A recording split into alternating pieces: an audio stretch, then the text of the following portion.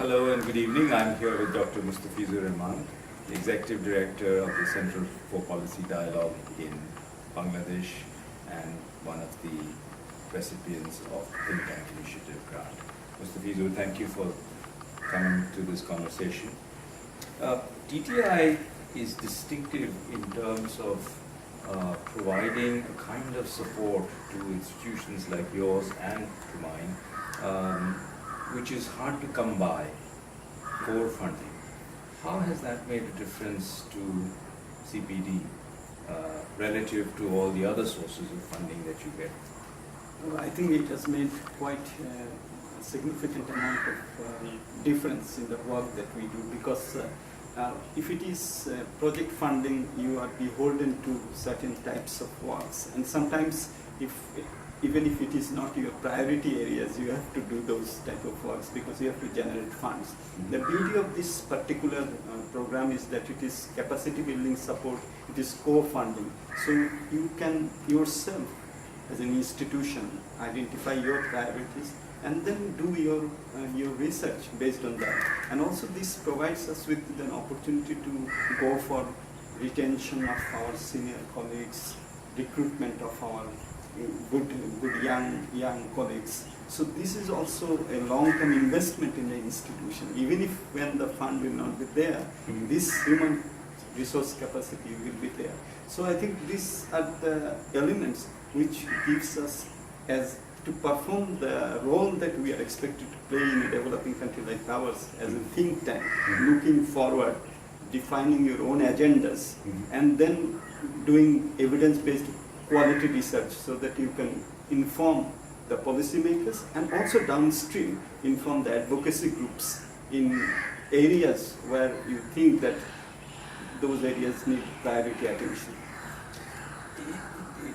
Do I hear you saying as well, besides the very good points you made, Mr. Pizu, that core funding of this kind enables you to take greater risks with what you do, how you do it, whom you reach out to? Exactly. I think that you have just mentioned as three very important points.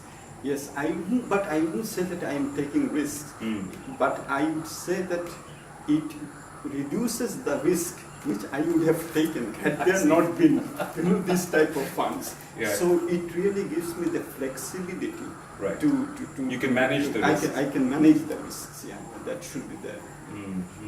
Some examples of what CPD is, of course, so well known for being at the forefront of criticism as well as praise for development policy in Bangladesh. Some examples of how you've been able to de-risk, in a sense, the positions you take with this kind of funding? Well, you see, for example, one of our core areas of interest is to monitor the performance of the Bangladesh economy on a continuing basis and then putting the policymakers on their toes when we are seeing that there are some signals transmitting from the economy which needs to be urgently attended to. And these issues come up, it doesn't wait for us, it comes up, suddenly maybe the government has started to borrow more money, it is crowding out the private investment and you have to react.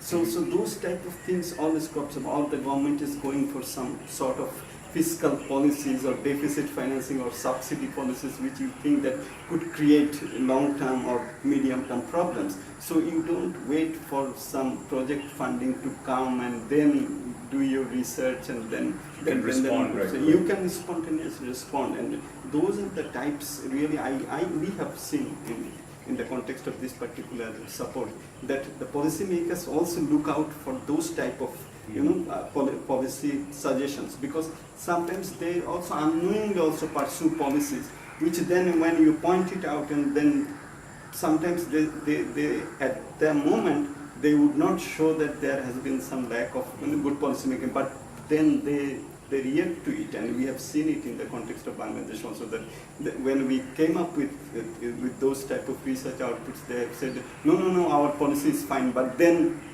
if you look at it and after some time they have started to shift the policies. Are there other sources of such funding that you have had in the past In the beginning, when CPD was set up in 1993, it was the Ford Foundation grant which started it And how long did Ford stay with CPD? It was a 3-year support, Okay. which CPD used it over 5 years because no other. Oh, they funds- extended the term. Yeah, they extended no cost extension. Mhm. So, in fact, because there were no other funds and we were very frugal, and then we used that money over a longer period of time. But that helped us also to build the minimum research capacity, then to go to SIDA and others to get the support. And that has allowed us to survive between when we were established and before this support came. One of the concerns that I'm sure that you have, certainly I have in NCAER, is when you have funds that are core funded, that are not tied to specific projects or specific milestones, ensuring quality and in some broad sense deliverability is a concern. How do you address that in your institution? Yeah, I think this is a very good question. But when we received this fund, ensuring better quality was also a part of the, so to say, part of the conditionalities in good sense of receiving the funds, because we have to then also report back that how we have used the fund, what type of research we did, how the peer reviews were done, was there a mechanism to quality control. So we have been also very careful in terms of ensuring that part. So whilst it gave us freedom to choose our research topics, but it didn't, I don't think that it gave us the freedom to do it in any manner that we did. But once you have chosen the topic, then it was our responsibility to ensure that that the quality of research was good and up to the mark. I'm going to ask you an unfair question, Mustafizur, just following up on that.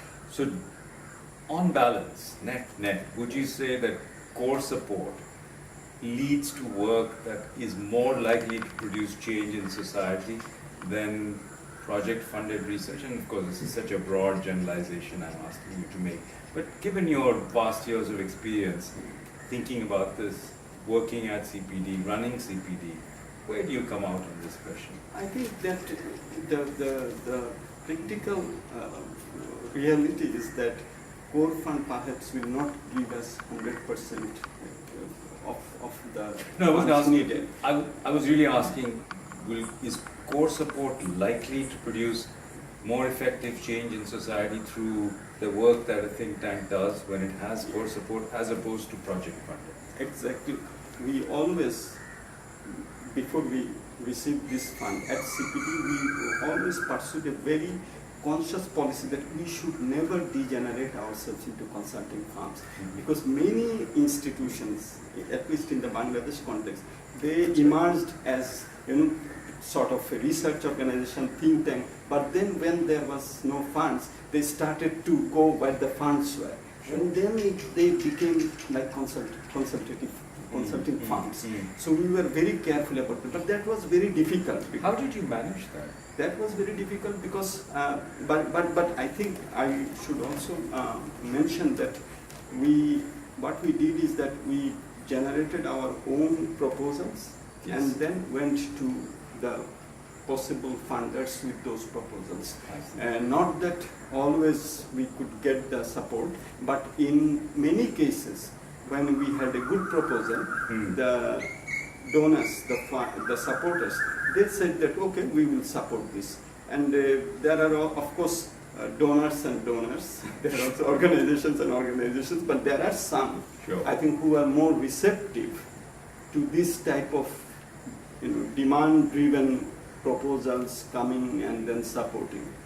So, but given the sort of funds that you need in order to run an institution of significant size such as CPD, of course, raising funds remained somewhat of a challenge. We're sort of halfway through TTI in its first phase. If you were to do it all over again, as a recipient of TTI first phase funding, would you do it differently at all from the way you've done it? And what might be some of the lessons you could share with both other TTI grantees or indeed the TTI management in terms of how you work with the first phase of TTI? I think one way which I would have thought forward is that you see TTI, whether it is just first phase or it is second phase, it will also create a sort of institutional, for want of better word, I would say burden, because you have retained senior professionals, you have recruited them, and then there is a financial obligation arising out of it. So if it is just 4 years, it may be difficult, for example, when it is phased out, for example, that institution doesn't get.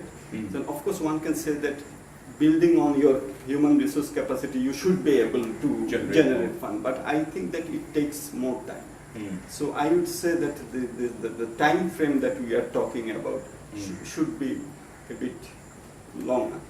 And the second is that you see this is a platform, unique platform of all over the world, 49 leading think tanks. In South Asia we are 16 leading think tanks.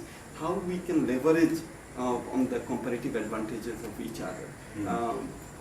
These type of conclaves that we are now having are good in the sense that, for example, after the last one of the think tanks, they invited our researchers because they were experts in budgeting. So they said, why don't you send someone young and so that he spends some time with us. So I think these type of things also are positive externalities that we can have. The third is we are not making good advantage of the matching grant type of facilities which also TTI has.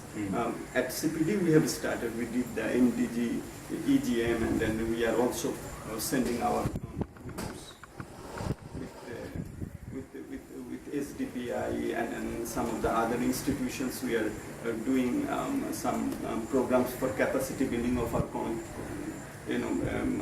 dialogue communication department and also accounts department. So those type of opportunities are also there which we can exploit, and if there is another second phase, I think these opportunities of capacity building and learning from other institutions or bringing other people's also trainers and those type of things. And I think in the next phase, this issue also came up today, how we can make better use of outreach instruments.